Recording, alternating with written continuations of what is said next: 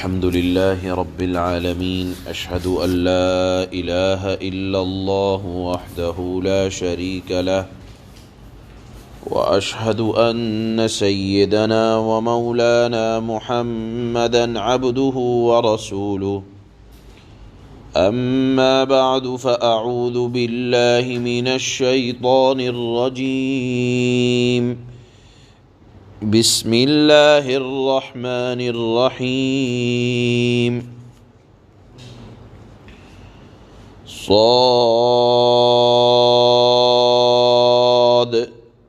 والقرآن ذي الذكر بل الذين كفروا في عزة وشقاق صدق اللہ مولانا العلی العظیم۔ یہ سورت جو نئی شروع ہو رہی ہے اس کو سورہ صاد کہتے ہیں۔ یہ قرآن کی موجودہ ترتیب کے اعتبار سے 38ویں نمبر کی سورت ہے۔ اس سورت کے اندر 88 آیات، 5 رکوع، 738 کلمات، 3107 حروف اللہ نے نازل فرمائے ہیں۔ یہ سورت مکہ مکرمہ میں نازل ہوئی۔ اس سورت کے مضامین کے اندر زیادہ تر مضامین عقائد کے سلسلے سے ہیں۔ جس وقت یہ سورت مکہ مکرمہ میں نازل ہوئی اس وقت اللہ کے نبی صلی اللہ علیہ وسلم کو سرداران قریش کی طرف سے تکلیف اور مخالفت بہت زیادہ بلکہ اپنی انتہا کو تھی۔ اس صورت کے اندر اللہ نے شروع میں تو اس بات کو سمجھایا کہ دیکھو قرآن یہ سراپا نصیحت والی کتاب ہے۔ جو لوگ اس قرآن کو اپنی ہٹ دھرمی کی وجہ سے قبول نہیں کرتے ان کو اللہ نے اپنے غصے سے ڈرایا ہے، اور اللہ نے فرمایا ہے کہ جب اللہ کے فیصلے کا وقت آتا ہے تو پھر نجات کی کوئی راہ نہیں ملتی۔ اس بات کو اللہ نے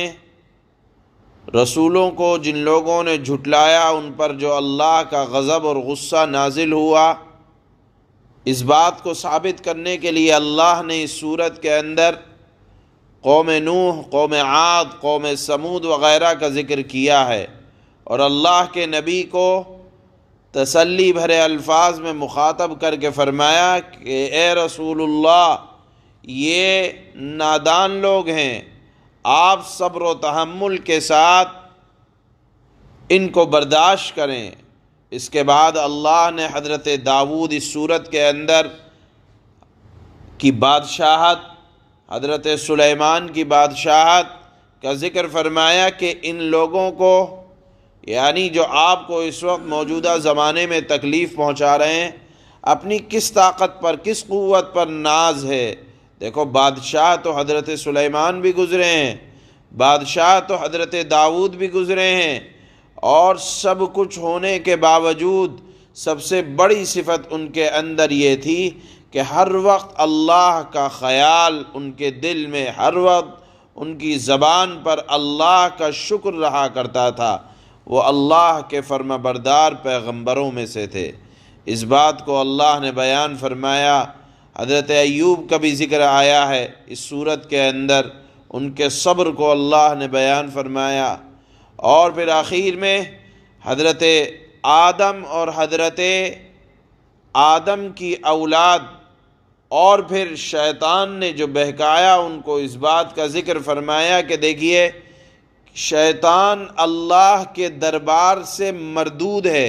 بھگایا ہوا ہے، لہذا شیطان اولاد آدم کے بارے میں بھی یہ چاہتا ہے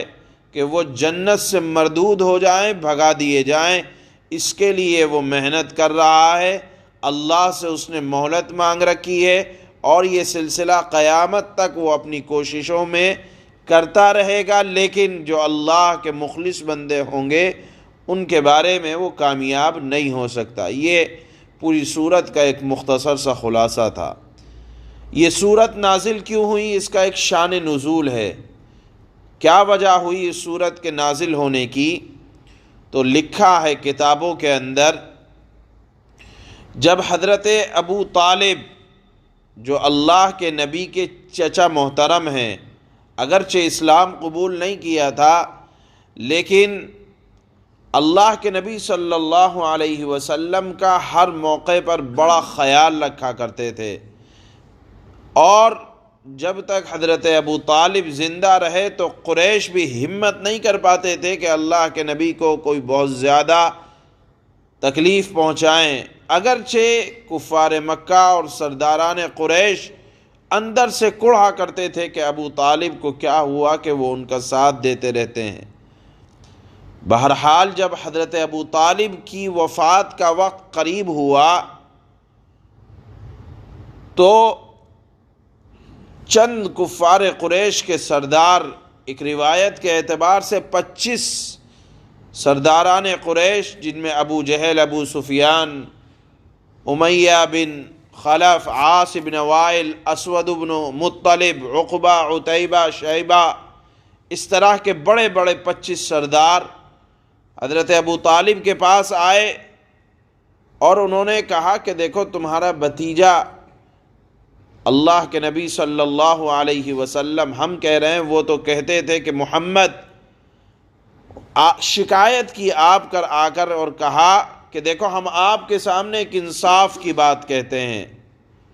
آپ کا بھتیجا ہمارے دین پر ہمیں چھوڑ دے اور ہم انہیں ان کے دین پر چھوڑ دیتے ہیں، وہ جس معبود کی عبادت کرنا چاہیں کریں مگر وہ ہمارے معبودوں کی برائی نہ کریں۔ در حقیقت اللہ کے نبی صلی اللہ علیہ وسلم معبودوں کی برائی نہیں کرتے تھے، بلکہ فرمایا کرتے تھے اللہ کے نبی کہ یہ معبود دنیا کے پتھر، یہ نہ تو نفع پہنچا سکتے ہیں نہ نقصان پہنچا سکتے ہیں، یہ بات کہا کرتے تھے۔ اس کو وہ لوگ یہ سمجھتے تھے کہ یہ ہمارے معبودوں کی برائی کرتے ہیں، تو کہنے لگے اے ابو طالب، آپ اپنے بھتیجے سے کہو کہ وہ ہمارے معبودوں کی مذمت نہ کریں، آپ ہماری ان سے صلح کروا دیں۔ حضرت ابو طالب نے اللہ کے نبی صلی اللہ علیہ وسلم کو بلوایا اور کہا کہ بھتیجے، تمہاری قوم کے لوگ میرے پاس آئے ہیں اور ان کی خواہش یہ ہے کہ تم ایک انصاف والی بات پر اتفاق کر لو تاکہ تمہارا ان سے جھگڑا ختم ہو جائے۔ پھر انہوں نے وہ بات حضور صلی اللہ علیہ وسلم کو بتلائی جو سرداران قریش نے ابو طالب کے سامنے ایک پرپوزل رکھا۔ اللہ کے نبی صلی اللہ علیہ وسلم نے ان کے جواب میں ارشاد فرمایا، چچا جان، میں تو ان سے کوئی ایسی بات نہیں کہتا، میں تو ان کے سامنے ایک ایسا کلمہ پیش کرتا ہوں، اگر یہ وہ کلمہ مان لیں تو سارا عرب ان کا مطیع ہو جائے گا، یہ سردار بن جائیں گے، اور سارا عجم کہا جاتا ہے عرب کے علاوہ دنیا کے ہر کونے میں بسنے والے انسان کو عرب والے عجم کہتے ہیں۔ تو کہنے لگے اے اللہ کے نبی صلی اللہ علیہ وسلم نے چچا سے فرمایا، میں تو صرف ایک کلمے کی دعوت دیتا ہوں، اگر یہ اس کلمے کو مان لے تو سارا عرب ان کا مطیع ہو جائے گا اور سارے عجم کے یہ مالک بن جائیں گے۔